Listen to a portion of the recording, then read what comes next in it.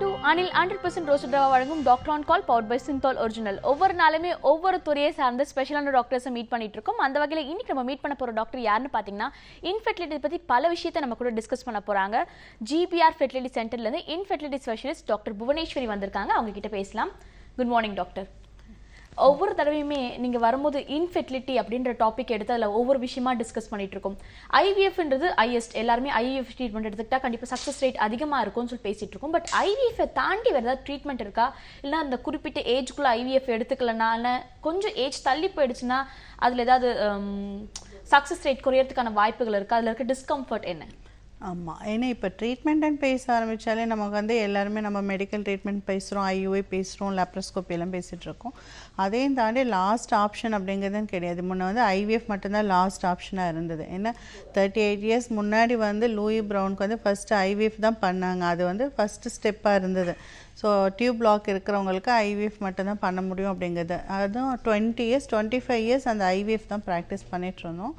அதுக்கப்புறம் பார்த்திங்கன்னா ரீசெண்டாக தான் நம்ம அந்த இக்ஸிங்கிற முறையை பண்ணுறோம். ஐவிஎஃப்ஐயும் தாண்டி பண்ணணும்னு பார்த்திங்கன்னா இக்ஸிங்கிற முறையில் பண்ணுறோம். அதுக்கப்புறம் அந்த ஐவிஎஃப் ஃபெயிலியர்ஸ், ஏன்னா ஐவிஎஃப் பண்ணாலுமே வந்து 100% சக்ஸஸ் இருக்கிறதில்ல.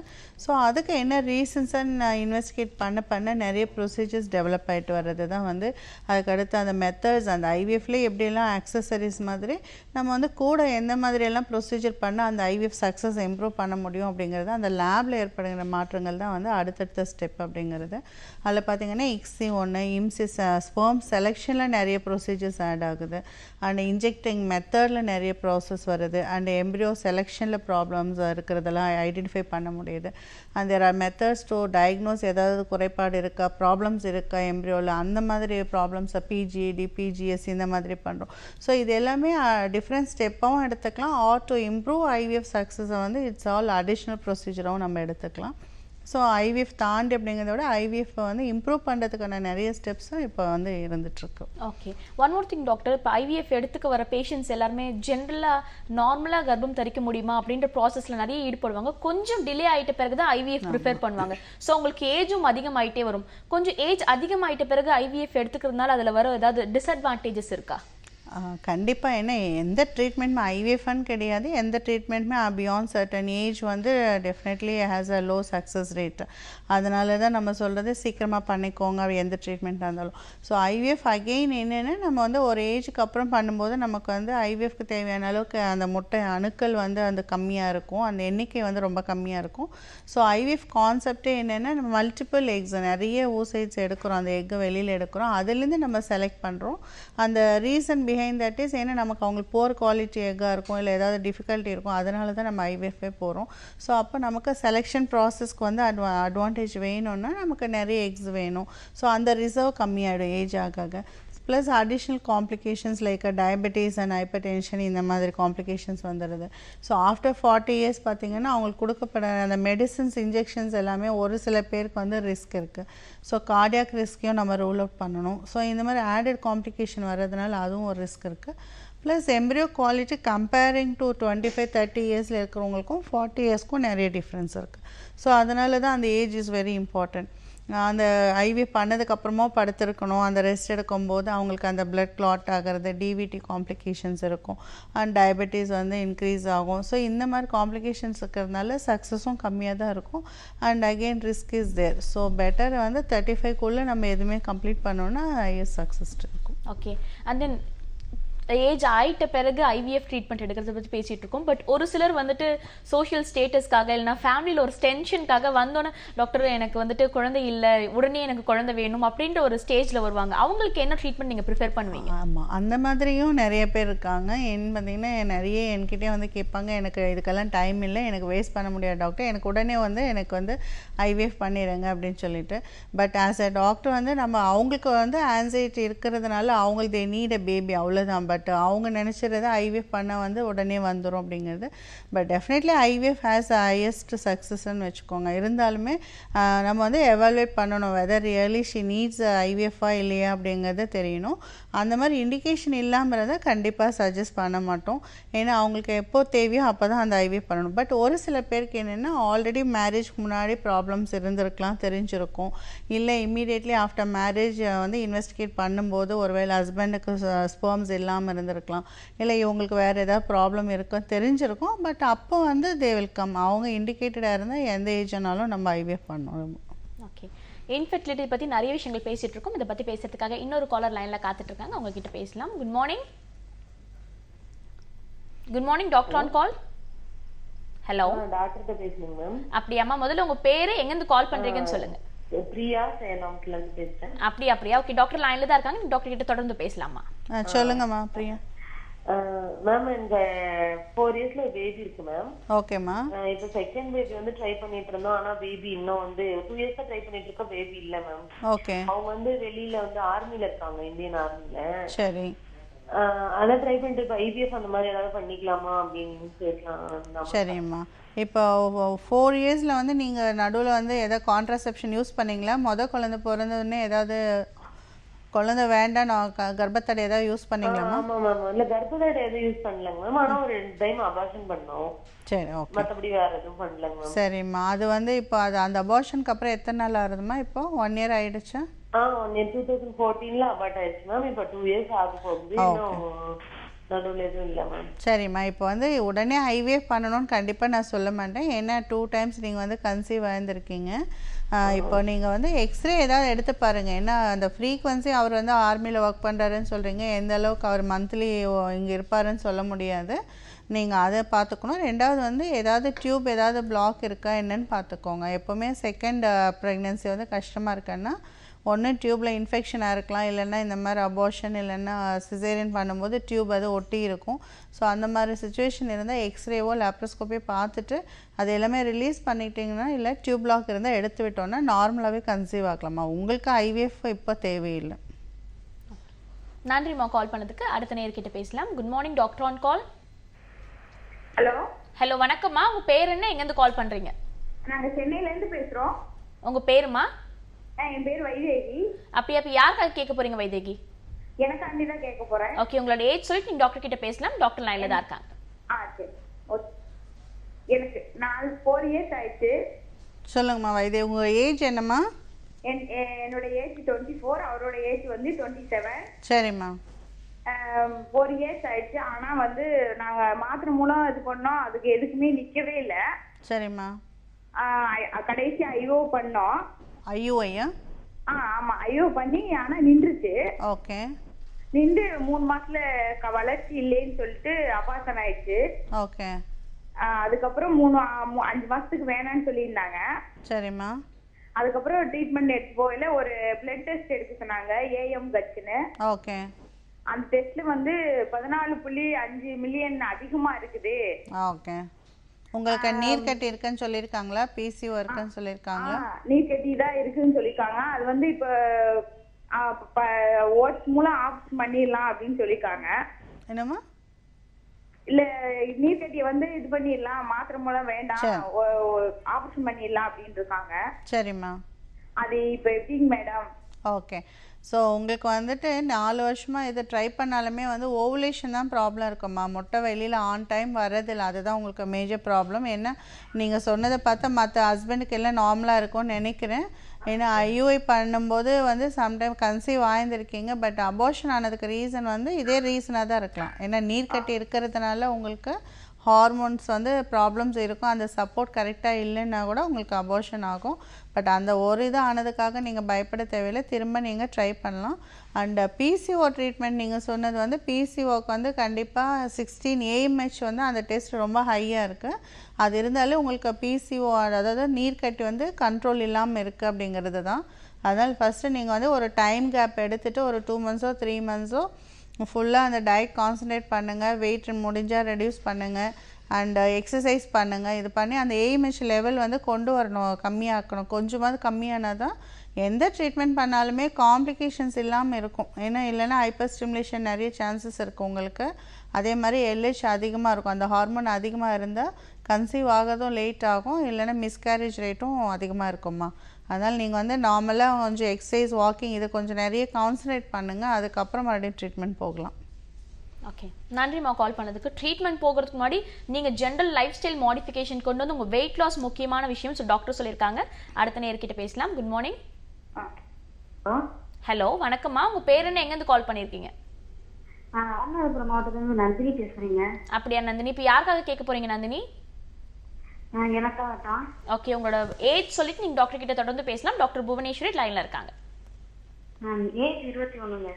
சரிங்க நந்தினி, சொல்லுங்கம்மா உங்களுக்கு என்ன ப்ராப்ளம் என்ன? எனக்கு சாக்லேட் சிஸ்டம் கட்டி இருக்குதா சொன்னாங்க கல்யாணம் 5 மாசத்துலயே. ஓகேம்மா. நான் ஆப்ரேஷன் பண்ணோம். ஓகே. அதுக்கப்புறம் இப்போயும் மறுபடியும் அந்த கட்டி வளருது. அதுக்கப்புறம் கன்சீவே ஆகல. சரி, இப்போ எத்தனை வருஷம் இருக்குமா? 1.5 வருஷம் தான் இருக்கு. 1.5 வருஷம் ஆகுது. உங்களுக்கு ஏதாவது சிம்டம்ஸ் இருந்ததா? எதுக்காக 6 மாசத்துலேயே போய் பார்த்தீங்க? அதுக்கு முன்னாடியே தெரிஞ்சிருந்ததா? ஆமா, வலியே வந்துச்சு. ஓகே. கல்யாணத்துக்கு முன்னாடி ஏதாவது ஸ்கேன் பார்த்துருக்கீங்களா? கல்யாணத்துக்கு முன்னாடி நான் பார்க்கல, கல்யாணத்துக்கு முன்னாடி தான் பார்த்தேன். சரி, okay.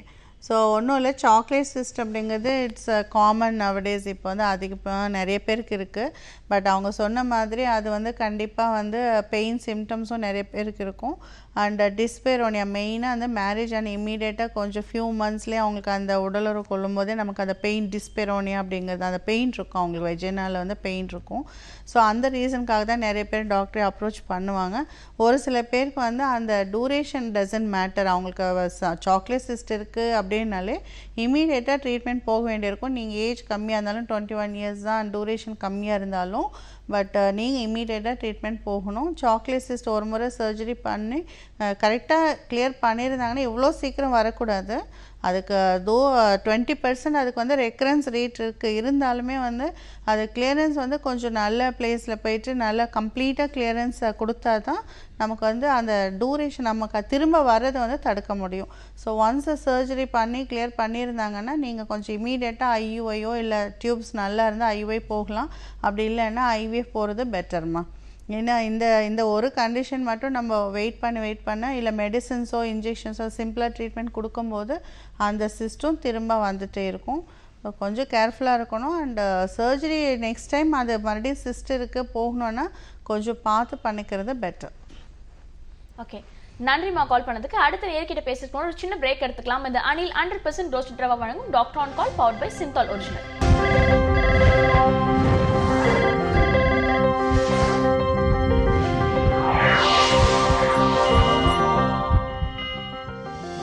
Welcome back to Anil 100% roasted rava வழங்கும் doctor on call powered by Cinthol original. Infertility பற்றி நிறைய விஷயங்கள் டிஸ்கஸ் பண்ணிட்டு இருக்கோம். அதை பற்றி சந்தேகம் கேட்கறதுக்காக ஒரு காலர் லைனில் காத்துட்டு இருக்காங்க. அவங்க கிட்ட பேசலாம். Good morning. Hello hello good மார்னிங்மா. உங்க பேர் என்ன, எங்க இருந்து கால் பண்றீங்க? மேடம், என் பேர் அனிதா மேடம். நான் செய்யூர்ல இருந்துட்டு கால் பண்றேன் மேடம். ஓகேமா, ஒரு சின்ன ரிக்வெஸ்ட், நீங்க பின்னாடி டிவி வால்யூம் கம்மி பண்ணிட்டு போன்ல கான்சென்ட்ரேட் பண்ணி பேசுங்க. சரிங்க மேடம். ஓகே, இப்போ யாருக்காகமா கேட்க போறீங்க? எனக்காக தான் மேடம். ஓகே, உங்களோட ஏஜ் சொல்லிட்டு நீங்க டாக்டர் கிட்ட பேசலாம். டாக்டர் லைன்ல தான் இருக்காங்க. மேடம் வணக்கம் மேடம்.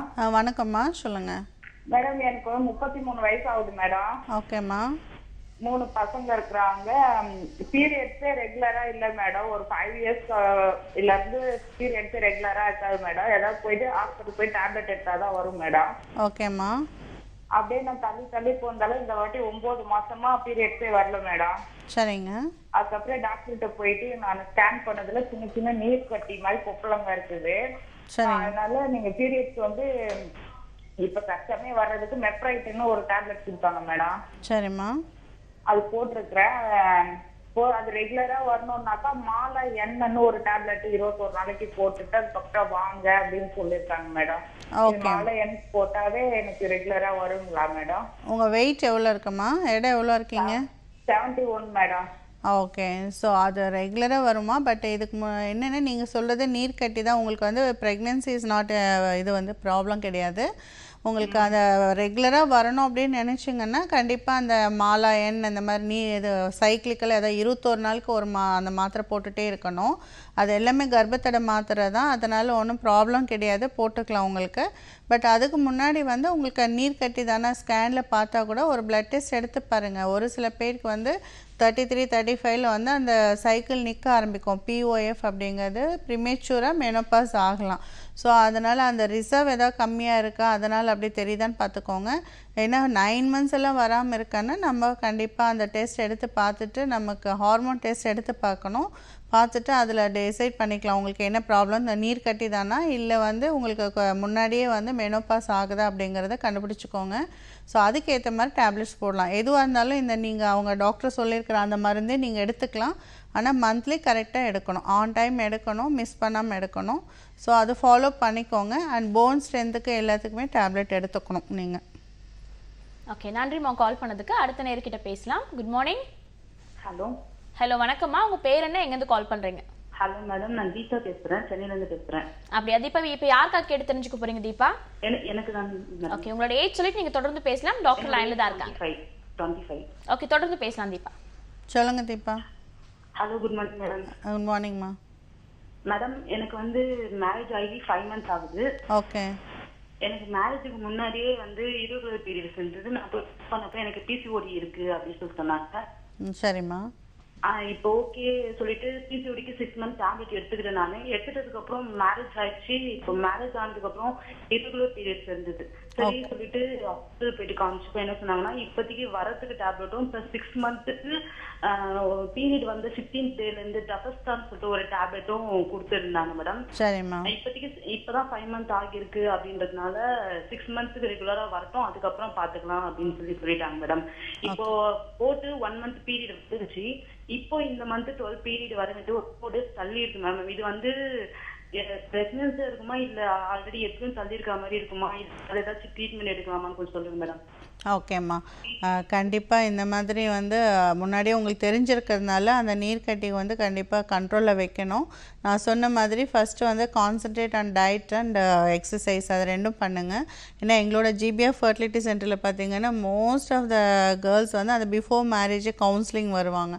ஸோ அவங்களுக்கு நான் சொல்கிறது எல்லாமே இது தான். வந்து பிசிஓ இருக்குன்னா என்ன, அடலசன்ட் ஏஜ்லேருந்தே இப்போ நிறைய பேருக்கு வந்து பிசிஓ இருக்கிறதுனால அவங்க ஜஸ்ட் அந்த டயட்டை வந்து ரெகுலரைஸ் பண்ணிக்கிட்டாலே நிறைய பேருக்கு இம்மீடியட்லி ஆஃப்டர் மேரேஜ் வந்து ப்ரெக்னென்சியோடு வராங்க. அண்ட் அதே மாதிரி ஆன்சைட்டி கம்மி பண்ணிக்கணும். நமக்கு அது நீர்க்கட்டி இருக்குது வராது அப்படிங்கிறதே மைண்ட் செட்டில் இருக்காமல் நம்ம வந்து concentrate on diet and exercise பண்ணிகிட்டே இருக்கும்போது நம்ம கண்ட்ரோலாக இருக்க முடியும் கண்டிப்பாக. அண்ட் ஓவுலேஷன் வருதா இல்லையான்னு ஆஃப்டர் மேரேஜ் எவ்வளோ நாள் ஈவன் 5 days தள்ளி போனால் கூட யூரின் டெஸ்ட் பார்க்கணும். அதுலேயும் இல்லைன்னா பிளட் டெஸ்ட் பார்த்து கன்ஃபார்ம் பண்ணிவிட்டு தான் நீங்கள் வந்து சைக்கிள் வர்றதுக்கு டேப்லெட்ஸ் எடுக்கணும். அண்ட் மந்த்லி ரெகுலராக டேப்லெட்டை வந்து ரெகுலரைஸ் பண்ணுறதுக்கு மட்டும் எடுக்கணும்னா but I am not for it. ஏன்னா நீங்கள் வந்து ஆல்ரெடி எக்ஸிஸ்டிங் பிசிஓ இருக்கிறதுனால இதெல்லாம் ட்ரை பண்ணலைன்னா ரெகுலராக இந்த life style modification first try பண்ணுங்கள். ஸோ அதுக்கப்புறம் வந்து ஸ்ட்ரெஸ்ஸை கம்மி பண்ணிக்கோங்க. ஸ்ட்ரெஸ் அதிகமாக ஆக கண்டிப்பாக இந்த பிசிஓ கண்ட்ரோல் ஆகவே ஆகாது. அண்ட் கண்ட்ரோல் ஸ்ட்ரெஸ் கம்மி பண்ணிவிட்டு தென் நீங்கள் ட்ரை பண்ணுங்கள். அதில் ஓவுலேஷன் மட்டும் இருக்கான்றதை ஸ்கேனில் பாருங்கள். ஒருவேளை லேட் ஆகலாம். நீங்கள் நினைக்கிற மாதிரி ஒவ்வொரு டைமும் வந்து பாலிசிஸ்டிக் ஓரி நீர்க்கட்டி இருக்கிறவங்களுக்கு ஓவுலேஷன் தள்ளி வரும். ஸோ சம்டைம்ஸ் வந்து ஆன் டைம் கூட வரும். அதனால் ஸ்கேன் பார்த்துட்டு ஃபாலிக்கல் வரும்போது நார்மலாக ட்ரை பண்ணுங்கள். அந்த 2 to 3 months வந்து ஹார்மோன்ஸ் கண்ட்ரோலாக இருந்தால் ட்ரை பண்ணுங்கள். அதில் ஆகலைன்னா கண்டிப்பாக அதுக்குரிய சிகிச்சை சீரியஸாக எடுக்க வேண்டியிருக்கும். ஓகே, நன்றிம்மா கால் பண்ணதுக்கு. அடுத்த நேர்கிட்ட பேசலாம். Good morning. Good morning doctor on call. Hello. Okay, லைனில் சின்ன டிஸ்டர்பன்ஸ் நினைக்கிறேன் மேம். இன்னொரு விஷயம், இந்த ஐவிஎஃப் ப்ராசஸ் எப்படி ஸ்டார்ட் ஆகுது, இது என்ன ப்ராசஸ்ன்றது நிறைய பேருக்கு தெரியாமல் இருக்கும். அதை பற்றி ஒரு ப்ரீஃபான எக்ஸ்ப்ளனேஷன் கொடுத்தீங்கன்னா நேயர்களுக்கு ரொம்பவே யூஸ்ஃபுல்லாக இருக்கும். ஆமாம், ஐவிஎஃப் வந்து ஈவன் தோ 38 years நான் சொன்ன மாதிரி பண்ணிகிட்டே இருந்தால் கூட ஸ்டில் நிறைய பேருக்கு வந்து தெரியாது. அது வந்து ஐயுஐ ஐவிஎஃப் எல்லாமே கன்ஃபியூஷன் ஆகிடும். ஐவிஎஃப் அப்படிங்கிறது 5 steps. சிம்பிளாக சொல்லணும்னா ஒரு 5 stepsன்னு சொல்லலாம். ஃபஸ்ட்டு ஸ்டெப் வந்து அவங்களுக்கு வந்து ப்ரோட்டோகால் ஸ்டிமுலேஷன் பண்ணுறது, மெடிசன்ஸ் ட்ரக்ஸு இன்ஜெக்ஷன்ஸ் எல்லாம் போட்டுட்டு ஒன்று சிம்பிள் அந்த நேச்சுரல் சைக்கிள் ஐவிஎஃப் பண்ணுறோம், இல்லைனா ஒரு சில பேருக்கு ரொட்டீன் கன்வென்ஷனல் பண்ணுறோம். ஸோ இந்த டைப் எதுவாக இருந்தாலும் மெடிசன் இன்ஜெக்ஷன் கொடுக்குறது அந்த எக்கு கொண்டு வர்றது தான் ஃபஸ்ட்டு ஸ்டெப்பு. ரெண்டாவது ஸ்டெப் வந்து அந்த எக்கை வெளியில் எடுக்கிறோம். அந்த முட்டையெல்லாம் வந்து ஒரு அனஸ்தீசியாவோ இல்லை நான் லோக்கல் அனஸ்தீசியாவோ கொடுத்துட்டு அவங்களுக்கு வந்து அந்த முட்டையெல்லாம் வெளியில் எடுக்கிறோம். அதுதான் செகண்ட் ஸ்டெப்பு. தேர்ட் ஸ்டெப் வந்து ஹஸ்பண்ட் சைட்லேருந்து அவங்களோட ஸ்பெர்ம்ஸ் விந்துக்களை வந்து ஒன்று நார்மலாக கலெக்ட் பண்ணலாம், இல்லைன்னா பயாப்சி மூலமாக ஸ்பெர்மை வெளியில் எடுக்கிறோம். அண்ட் ஃபோர்த்து வந்து நம்ம பார்த்தோன்னாக்கா நம்ம அந்த லேப், அதுதான் ஐவிஎஃப் லேபில் வந்து ஒன்று இன்குபேட் பண்ணி ஐவிஎஃப் பண்ணலாம், இல்லைனா இன்ஜெக்ட் பண்ணி இக்ஸிங்கிற முறையில் பண்ணலாம். ஸோ எல்லா ப்ராசஸுமே நடக்கிறது அந்த ஃபோர்த்து ஸ்டெப். அந்த கருவை உருவாக்குறது அந்த ஐவிஎஃப்ல வந்து எம்ப்ரியோ ஃபார்ம் ஆகிறது தான் ஃபோர்த்து ஸ்டெப். தென் ஃபிஃப்த்து ஸ்டெப் வந்து பார்த்திங்கன்னா உள்ள கருவை கொண்டு போய் உள்ளே வைக்கிறது. ஸோ யூட்ரஸ்குள்ளே கொண்டு போய் ப்ளேஸ் பண்ணுறது, எம்ப்ரியோ ட்ரான்ஸ்ஃபர் அப்படிங்கிறது தான் வந்து அந்த ஸ்டெப். பட் எங்களோட சென்டர்லலாம் பார்த்திங்கன்னா நாங்கள் ஃபியூ இயர்ஸாகவே வந்துட்டு ஆல்மோஸ்ட் ஃப்ரீஸ் ஆகலாம். அதில் எக்ஸ்ட்ரா ஸ்டெப், ஏன்னா எம்ப்ரியோ பண்ணதுக்கப்புறம் வி ஃப்ரீஸ் எவ்ரி திங். அதுக்கப்புறம் வந்து 1 மந்த்துக்கு அப்புறம் நேச்சுரல் சைக்கிளில் நம்ம வந்து ப்ளேஸ் பண்ணுறோம். ஸோ ஃப்ரீ சால் ட்ரான்ஸ்ஃபர் அப்படிங்கிறது. ஸோ இதுதான் பேசிக் ஸ்டெப்ஸ். இந்த ஸ்டெப்ஸ் வழியே போகிறது தான் இந்த டெஸ்ட் பேபி. பட் மற்ற எல்லா ட்ரீட்மெண்ட்டுமே வந்து இந்த 3rd ஸ்டெப்லேருந்து இதெல்லாம் இருக்காது. மற்ற எல்லாருக்குமே இன்ஜெக்ஷன் மெடிசன் கொடுப்பாங்க, எக் வர வைப்பாங்க, ஸ்கேன் பண்ணுவாங்க, இந்த ப்ராசஸ் எல்லாம் இருக்கும். பட் டெஸ்ட் பேபியில் மட்டும்தான் அந்த IVF லேபில் நடக்கிற ப்ராசஸ் எல்லாமே இருக்கும். அண்ட் எம்ப்ரியோ வந்து 100% நம்ம கண்ணால் பார்க்குறோம். வி ஆர் சீயிங் எம்ப்ரியோ வந்து ஃபெர்டிலைஸ் ஆகி கரு உருவானதை பார்த்துட்டு கொண்டு போய் ப்ளேஸ் பண்ணுறதுனால நமக்கு வந்து சக்ஸஸ் அதிகமாக கொடுக்க முடியும். ஓகே, IVF பற்றி ஒரு ப்ரீஃபான எக்ஸ்பிளனேஷன், அந்த ப்ராசஸ் எப்படி நடக்குதுன்றதை பற்றி தெளிவாக சொல்லியிருக்காங்க. பல பேருக்கு தெரியாமல் இருக்கும், தெரியாதவங்களுக்கு இது ஒரு அவேர்னஸாகவே இருக்கும்னு நினைக்கிறேன். அடுத்த நேர் லைனில் காத்துட்டு இருக்காங்க, அவங்க கிட்ட பேசலாம். Good morning. வணக்கம் மேடம். வணக்கம் சார், உங்க பேர் என்ன, எங்கேருந்து கால் பண்றீங்க? முருகன் மேடம், மதுரையிலேருந்து பேசுகிறோம். அப்படியா? இப்போ யாருக்காக கேட்க போறீங்க sir?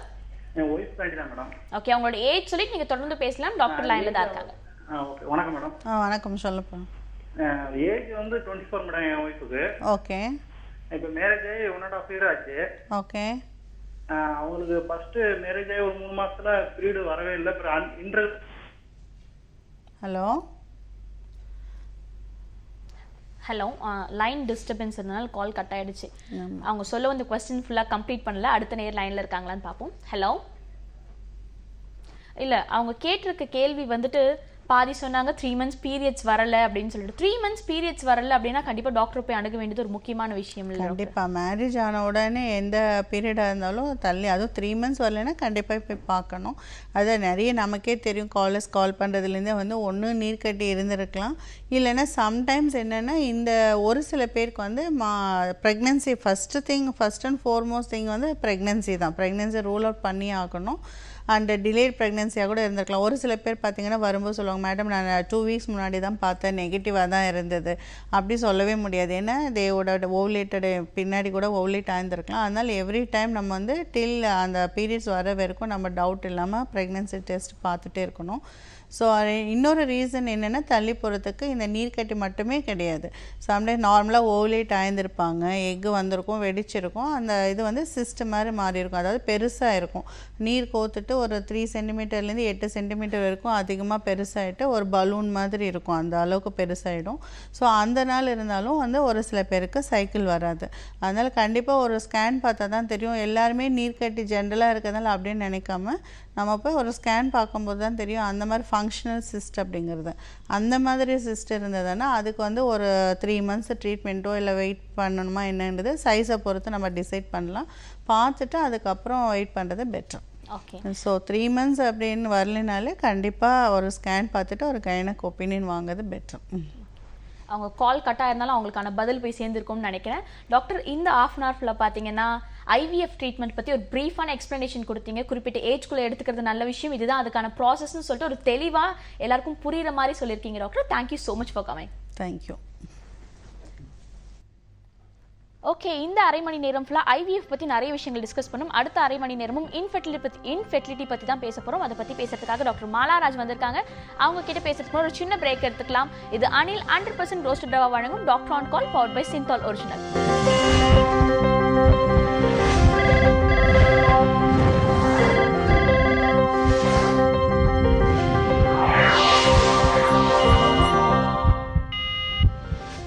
Welcome back to Anil 100% roasted rava வழங்கும் doctor on call powered by Cinthol original. Female health பற்றி நிறைய விஷயங்கள் டிஸ்கஸ் பண்ணுறதுக்காக ஃபர்ம் ஹாஸ்பிட்டல்ஸ் சென்னையிலேருந்து laparoscopic surgeon in gynaecologist doctor Malaraj வந்திருக்காங்க. அவங்க கிட்ட பேசலாம். Good morning doctor. Good morning. ஜென்ரலாக ஃபீமேல் ஹெல்த் அப்படின்னு எடுத்துக்கிட்டிங்கன்னா பாலிசிஸ்டிக் ஓவரி, இப்படி நிறைய விஷயங்கள் சொல்லிட்டே போகிறா. இர்ரெகுலர் பீரியட்ஸ், அது தாண்டி போச்சுன்னா மெனோபாஸ், இது மாதிரி நிறைய விஷயங்கள் இருக்குது. எந்த பீரியட் எந்த சர்டன் பாயிண்ட் வரும்போது நம்ம லேப்ரோஸ்கோபிக் ப்ரிஃபர் பண்ணலாம்? எடுத்தோன்னு லேப்ரோஸ்கோபிக் போக மாட்டாங்க, ஒரு சில ஜென்ரலான ட்ரீட்மெண்ட்ஸ் போயிட்டு பிறகு லேப்ரோஸ்கோபிக் சஜஸ்ட் பண்ணுவாங்க. அதுக்கான பீரியட் என்னன்னு கேட்குறேன். லாப்ரோஸ்கோபிக் சர்ஜரி வந்து based on the condition. So எல்லாத்துக்கும் லாப்ரோஸ்கோபிக் சர்ஜரி பண்ணணும்னு அவசியம் இல்லை. சப்போஸ் இன்ஃபர்டிலிட்டிலே பார்த்தீங்கன்னா லாப்ரோஸ்கோபிக்கு நிறைய பெனிஃபிட்ஸ் இருக்குது. பேசிக் ட்ரீட்மெண்ட், பேசிக் கண்டிஷன் இப்போ நம்ம இன்ஃபர்டிலிட்டியில் பார்க்குறது வந்து பாலிசிஸ்டிக் ஓவரிஸ்.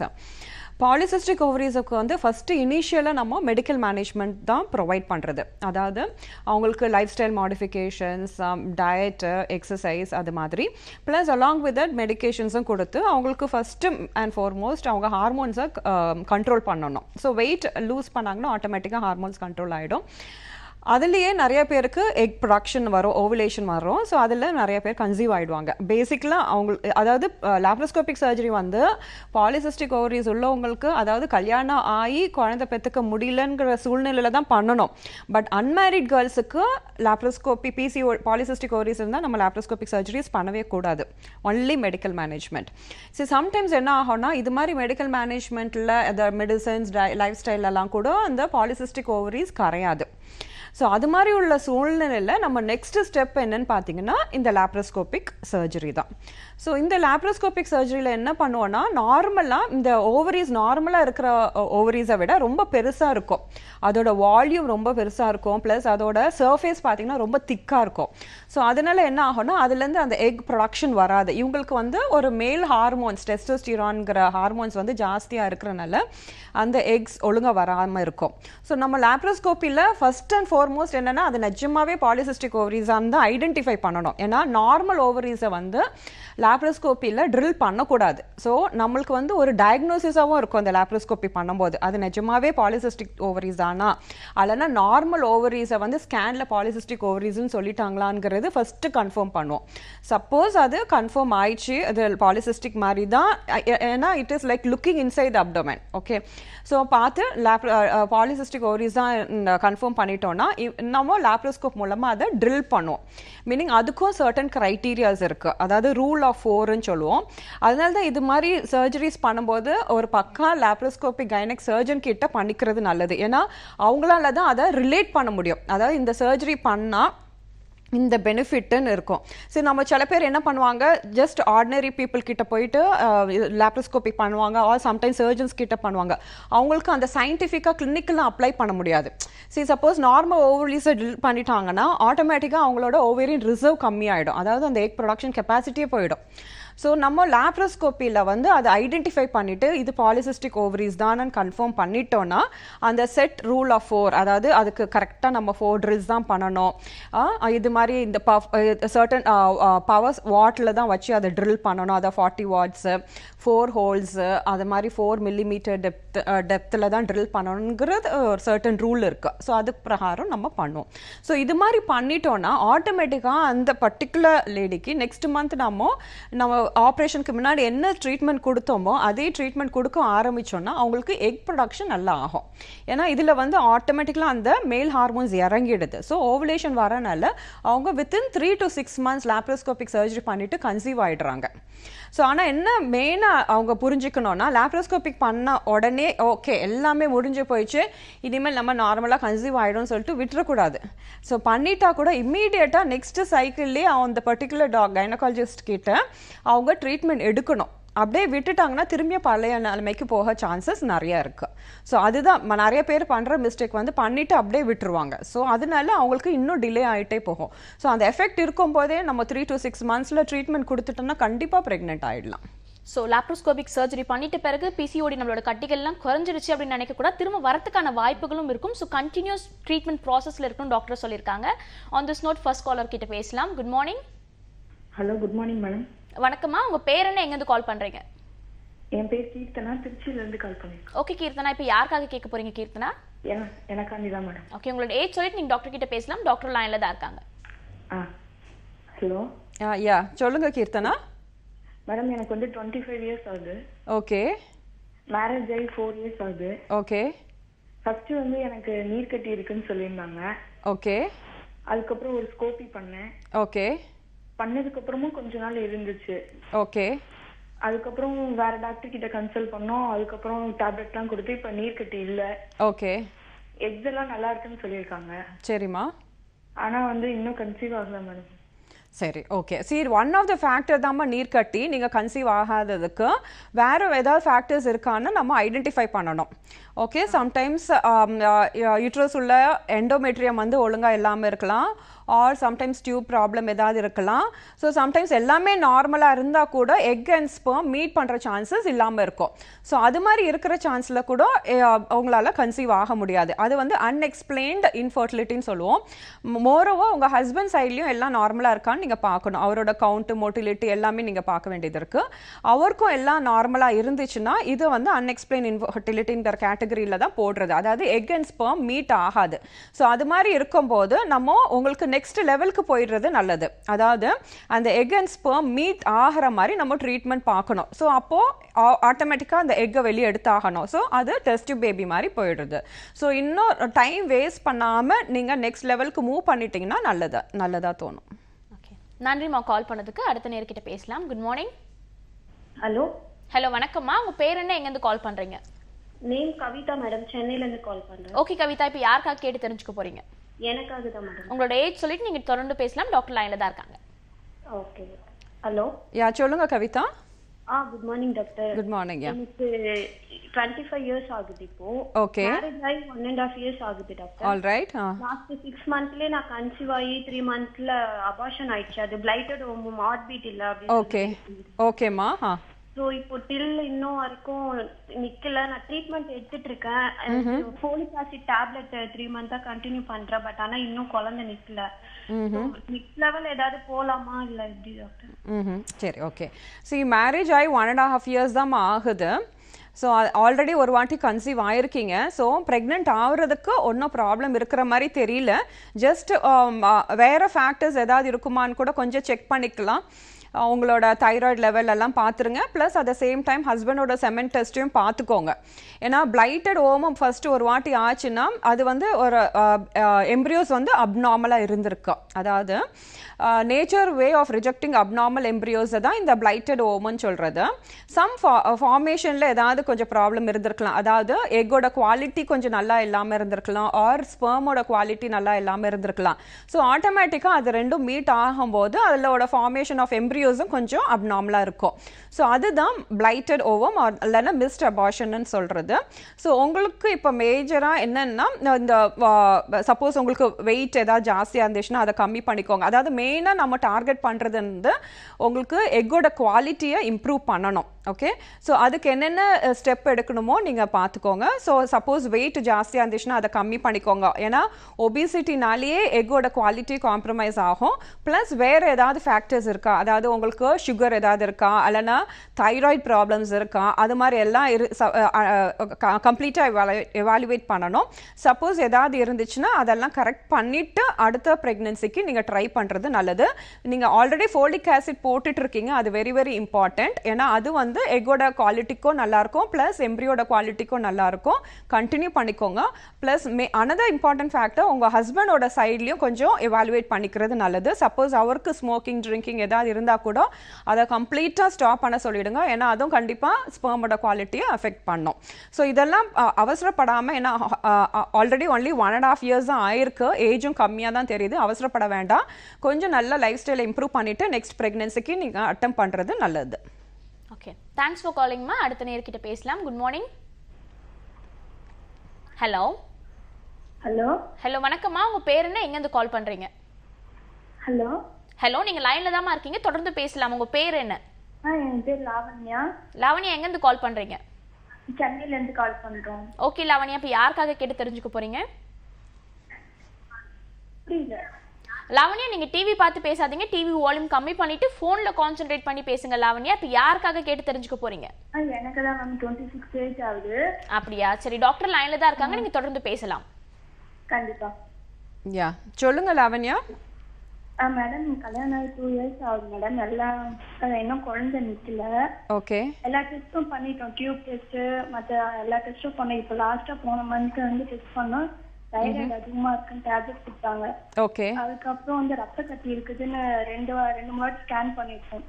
ஓகே. அது வந்து பார்த்துட்டு இந்த மாசம் லேப்ரோஸ்கோபி பண்ணலான்னு சொன்னாங்க. அதுக்கப்புறம் தைராய்டு அதிகமா இருக்கும், தைராய்டு ஃபர்ஸ்ட் மாத்திரை எடுத்துக்கங்க, அதுக்கப்புறம் நீங்க நெக்ஸ்ட் மந்த் பார்த்துட்டு ரத்த கட்டிக்கும் மாத்திரை கொடுத்தாங்க, அது சாப்பிட்டு தான் இருக்கேன்.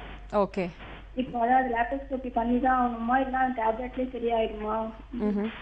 ஓகே உங்களுக்கு வந்து ரத்த கட்டி அதாவது ஹெமராஜிக் சிஸ்ட்னு சொல்கிறீங்கம்மா. நார்மலாக இந்த ஹெமராஜிக் சிஸ்ட் வந்து 3 சென்டிமீட்டர்ஸ் அதுதான் நம்மளோட மேக்ஸிமம் கட் ஆஃப். அந்த 3 சென்டிமீட்டர்ஸ்க்கு உள்ளே இருந்துச்சுன்னா நம்ம மெடிசின்ஸ் மூலமாக அந்த சிஸ்டை வந்து அழகாக ஷ்ரிங்க் பண்ணிடலாம். ஏன்னா இது வந்து ஜஸ்ட் ஒரு பலூன் மாதிரி இருக்கும், அதில் வந்து வெறும் பிளட்டு தான் அக்யூமுலேட் ஆகிருக்கும். ஓகே, ஸோ அதுக்கு கான்ட்ரசெப்டிவ் பில்ஸ் மாதிரி நம்ம கொடுத்துட்டோம்னா அது 3 சைக்கிள்ஸ் எடுக்கணும். 3 மாதம் எடுத்துட்டிங்கன்னா அது ஷ்ரிங்க் ஆகிடும். சில பேருக்கு என்ன ஆகும்னா இந்த 3 சைக்கிள்ஸ் அந்த டேப்லெட்ஸ் கொடுத்தா கூட அது ஷ்ரிங்க் ஆகாது.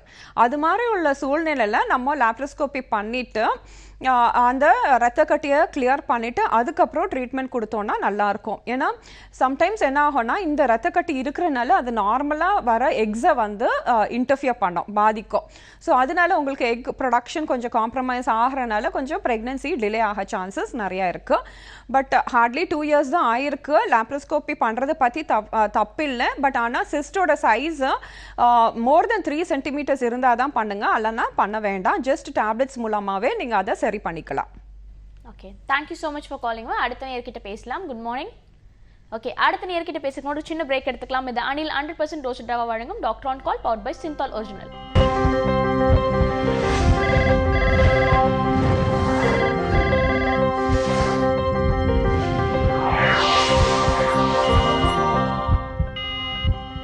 Welcome back to Anil 100% roasted rava வழங்கும் doctor on call powered by Cinthol original. அடுத்த நேயர் லைன்ல காத்துட்டு இருக்காங்க, அவங்க கிட்ட பேசலாம். Good morning. Hello, good morning. Doctor on call. Hello hello, நீங்க லைன்ல தாமா இருக்கீங்க, பேசலாம். Good morning. Hello hello hello, TV பார்த்து பேசாதீங்கம்மா, போன்ல கான்சென்ட்ரேட் பண்ணி பேசுங்க. உங்க பேர் என்ன, எங்க இருந்து கால் பண்றீங்க? ஹலோ ஹலோ, லைன்ல தான் இருக்கீங்க. உங்க நேம் என்னம்மா? என்னோட பேரு ஆனந்தி. ஆனந்தி, எங்க இருந்து கால் பண்றீங்க? நாங்க சென்னையில இருந்து கால் பண்றோம். அப்படியே இப்ப யாருக்காக கேட்டு தெரிஞ்சுக்க போறீங்கம்மா? எனக்கு அதான் கேட்கணும். ஓகே, உங்களோட ஏஜ் சொல்லிட்டு நீங்க தொடர்ந்து பேசலாம். டாக்டர் லைன்ல தான் இருக்காங்க. ஓகேங்க. Hello doctor. யா சொல்லுங்க ஆனந்தி. என்னோட ஏஜ் 26 ஆகுது. ஓகே. 4 இயர்ஸ் ஆகுது எங்களுக்கு. ஓகே. லாஸ்ட் 2 இயர்ஸ்ல நாங்க வந்து ட்ரீட்மெண்ட் பண்ணிட்டு இருந்தோம். ஓகே. எங்களுக்கு வந்து டியூப்ல பிளாக் இருக்கனால ஒரு 6 மந்த்ஸ் முன்னாடி லேப்ரோஸ்கோபி பண்ணியிருந்தோம். ஓகே. அதுக்கப்புறம் இன்னும் 4 மந்த்ஸ் நீங்க ட்ரை பண்ணி பாருங்க, இல்லைன்னா நீங்க ஐவிஎஃப் பண்ணிக்கலாம் அப்படின்னு வந்து டாக்டர் சொன்னாங்க. சரிம்மா. இன்னும் நாங்க ட்ரை பண்ணலாமா இல்ல ஐவிஎஃப் பண்ணலாமான்னு கேட்கறதுக்கு தான் உங்களுக்கு கால் பண்ணியிருந்தோம். ஓகே, டியூப் 1 டியூப் பிளாக்டா, both the tube பிளாக்டாமா? இல்ல 1 டியூப்ல தான் பிளாக் இருக்கு, 2 டியூப்ல லைட்டா தான் இருந்தது அப்படின்னு சொல்லியிருந்தாங்க. ஒன்னு வந்து ஃபுல்லும் பிளாக் இருக்கு அப்படின்னு சொல்லியிருந்தாங்க. ஓகே, ஸோ இந்த பிளாக் டியூப்ஸை வந்து நம்ம ஹிஸ்ட்ரோஸ்கோபிக் டியூபல் கேனுலேஷன்னு ஒரு ப்ரொசீஜர் இருக்கு. அது மூலமாக இந்த பிளாக்ஸை யூஸ்வலாக ரிலீவ் பண்ணிவிடுவோம். லேப்ரோஸ்கோபிக் அண்ட் ஹிஸ்ட்ரோஸ்கோபிக் ப்ரொசீஜர் ரெண்டுத்தையும் சேர்த்து பண்ணும்போது இந்த டியூபல் கேனுலேஷன் பண்ணணும்னா இந்த டியூப்ஸ் பிளாக்கை யூஸ்வலாக ரிலீவ் பண்ணிடலாம். சம்டைம்ஸ் அந்த டியூப் பிளாக்ஸ் ரொம்ப ஹார்டாக இருக்கும்போது தான் நம்மளுக்கு அந்த பிளாக் ரிலீவ் ஆகாது. ஸோ உங்களுக்கு சப்போஸ் ஜஸ்ட் வெறும் டயக்னோஸ்டிக் லேப்ரோஸ்கோபி, அதாவது ஐடென்டிஃபை பண்ணுறதுக்கு, அதாவது டியூப் பிளாக் இருக்கா இல்லையாங்கிறதுக்கு மட்டும்தான் பண்ணியிருந்தாங்கன்னா நீங்கள் ஹிஸ்ட்ரோஸ்கோபிக் டியூபல் கேனுலேஷன் பண்ணிக்கோங்க. ஸோ அது பண்ணிட்டீங்கன்னா கண்டிப்பாக உங்களோட பிளாக் ரிலீவ் ஆகிடும். ரிலீவ் ஆயிடுச்சுன்னா நீங்கள் நேச்சுரலாகவே ட்ரை பண்ணலாம். சப்போஸ் பை சான்ஸ் அப்படியும் ரிலீவ் ஆகலைன்னா தென் ஒரு டியூப் நல்லா ஒர்க் பண்ணிட்டு இருந்துச்சுன்னா உங்களுக்கு 50% சான்ஸ் தான் ப்ரெக்னென்ட் ஆகிறதுக்கு. ஏன்னா ஆல்ரெடி 1 டியூப் வந்து டோட்டலி கான். ஸோ இன்னும் டியூப் வழியாக தான் நீங்கள் ப்ரெக்னென்ட் ஆக முடியும். ஸோ உங்களுக்கு 50% சான்ஸ் தான் இருக்குது. ஸோ அந்த டியூப் வந்து நார்மலாக இருந்து அந்த சைடில் ஓவரீஸ்லேருந்து உங்களுக்கு எக்கு வந்துட்டு இருந்துச்சுன்னா கண்டிப்பாக நீங்கள் ப்ரெக்னென்ட் ஆகலாம். ஸோ ஏன்னா ஏஜ் வேறு கம்மியாக தான் இருக்குது.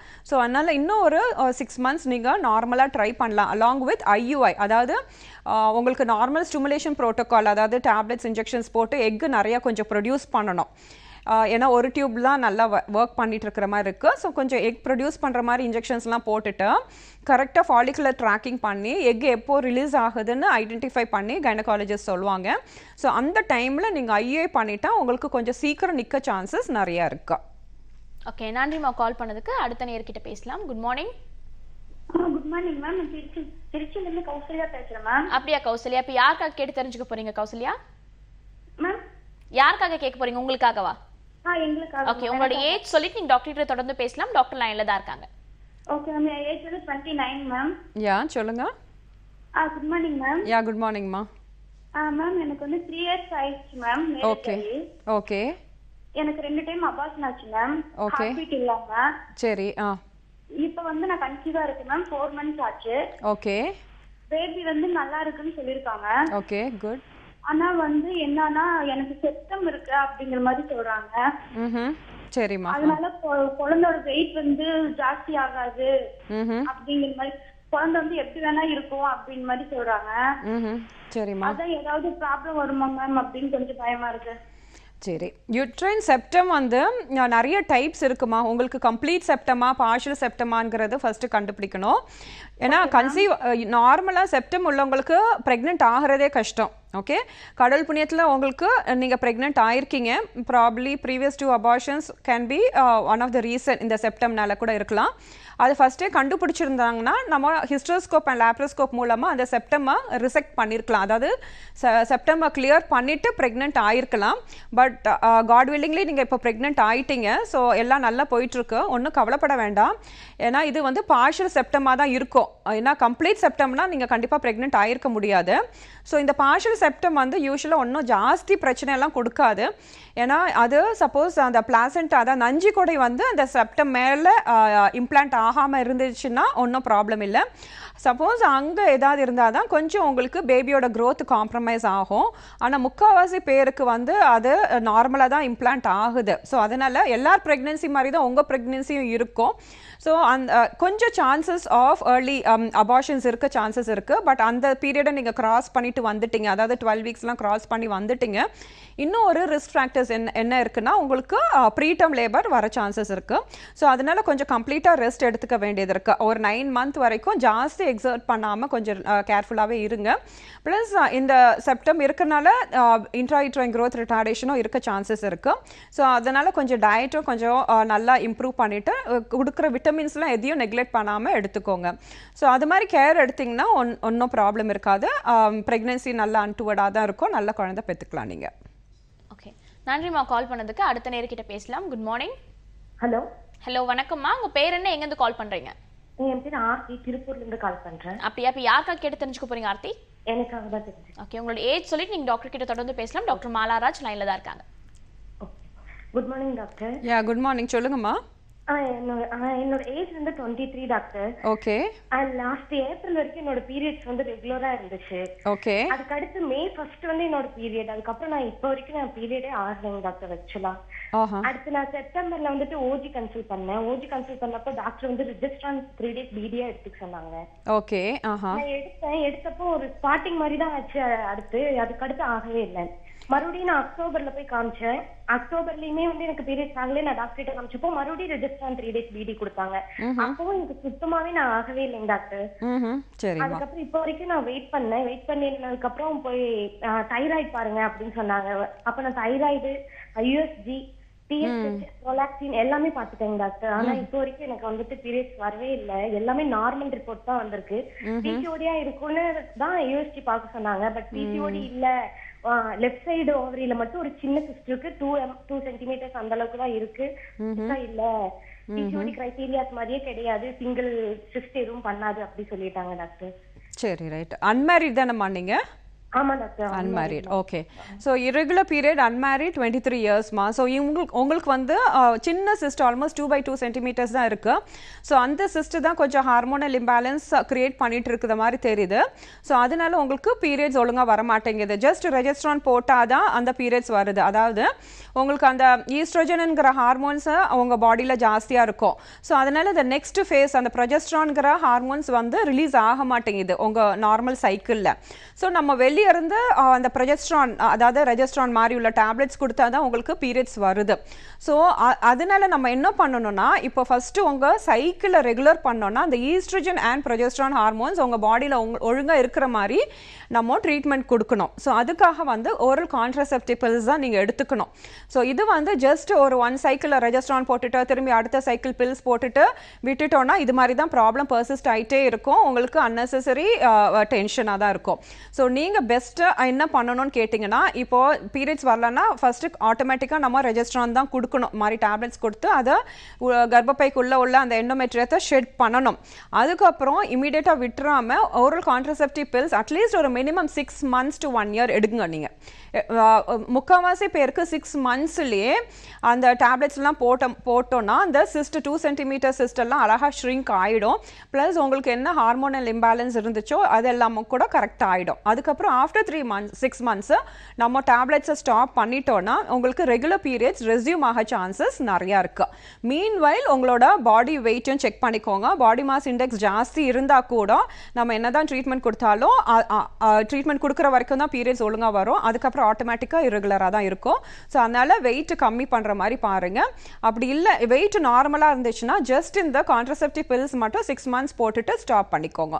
தென் ஆட்டோமேட்டிக்காக பீரியட்ஸ் ஒழுங்காக வர சான்சஸ் நிறையா இருக்குது. ஏன்னா எல்லா இன்வெஸ்டிகேஷன்ஸும் நீங்கள் பண்ணியிருக்கீங்க, எல்லாம் நார்மல் தான் சொல்லிட்டு இருக்கீங்க. ஸோ அதனால் ஜஸ்ட் இந்த மாதிரி ஒரு ட்ரீட்மெண்ட் எடுத்துட்டிங்கன்னா சரியாயிடும் உங்களுக்கு. ஓகே, தேங்க்ஸ் ஃபார் காலிங்மா. டாக்டர் இந்த ½ hour ஃபுல்லாக பார்த்தீங்கன்னா லேப்ரோஸ்கோபிக் சர்ஜரி பற்றி நிறைய விஷயங்கள் டிஸ்கஸ் பண்ணோம். ஒரு கிளியரான வியூ கண்டிப்பாக நேயர்களுக்கு கிடைச்சிருக்கும்னு நினைக்கிறேன். Thank you so much for coming doctor. Thank you. இந்த 1 hour ஃபுல்லாக விமன் ஹெல்த் பற்றி நிறைய விஷயங்கள் டிஸ்கஸ் பண்ணிட்டு இருந்தோம். நிறைய விஷயம் உங்களுக்கு இன்ஃபர்மேட்டிவாக இருந்திருக்கும்னு நினைக்கிறேன். இதே மாதிரி நாளைக்கும் வேறு சில டாக்டர்ஸோட உங்களை வந்து சந்திக்கிறேன். Until then, this is Kritika telling bye from you all.